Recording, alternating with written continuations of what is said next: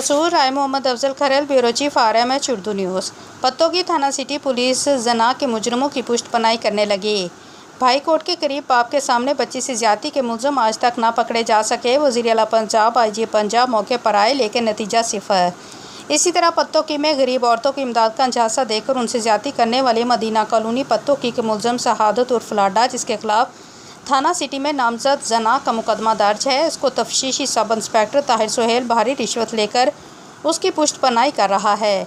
ना तो 2 माह गुजरने के बावजूद इस सब इंस्पेक्टर ने इसका DNA करवाया और ना ही गिरफ्तार किया, बल्कि मुद्दियों के बार बार कहने पर इसको रियायत दे रहा है। इस मुलजम शहादत और फलाडा ने सेशन कोर्ट पत्तोगी से अबूरी जमानत करवाई, जो ताहिर सुहेल सब इंस्पेक्टर ने हीलो बहानों से तारीख पर तारीख लेकर तूल की। आज एडिशनल सेशन जज ने इसकी ज़मानत मनसूख कर दी, लेकिन सब इंस्पेक्टर ताहिर सुहेल ने इसको गिरफ्तार करने की बजाय अदालत से फ़रार करा दिया।